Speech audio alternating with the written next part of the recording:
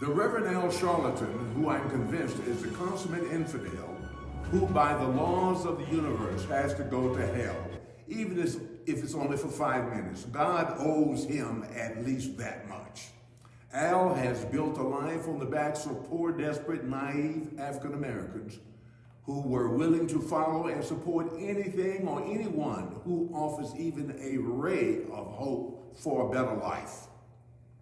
Al preys on the hopeless, who are not optimistic about life in any way, by the way. But if you're willing to go to church and court the pulpits and pray to God like you are a serious Christian, the downtrodden are always willing to take a chance on you. Lord help us. The Reverend Al Charlatan often teams up with his other hell-bound cohort, the irreverent Jesse James Jackson, who is another difficult to understand human. African Americans in general are totally convinced that Jesse James Jackson was part of the J. Edgar Hoover's conspiracy to assassinate Dr. Martin Luther King Jr. Isn't that interesting? Jesse, a corporate-owned and very wealthy gatekeeper to the interests of the New World Order, operates out of Chicago, which is the black-on-black murder capital of the United States. How does a civil rights leader become as wealthy as Jesse Jackson?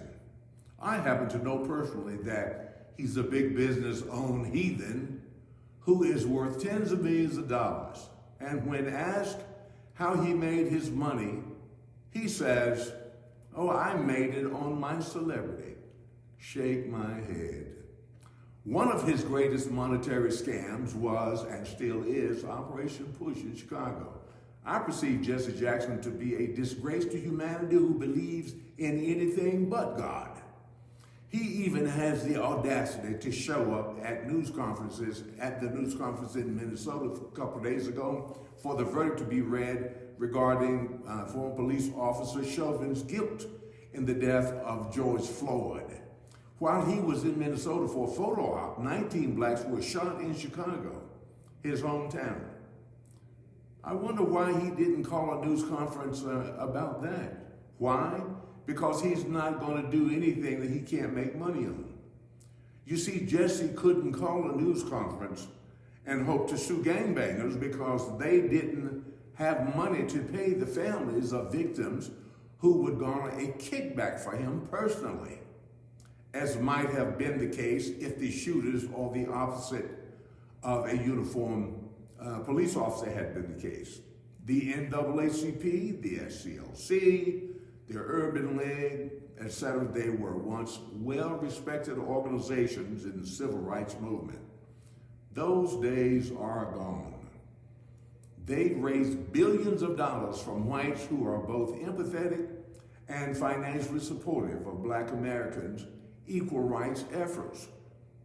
Most of the monies raised in recent years did not trickle down to benefit the needs of the intended purpose.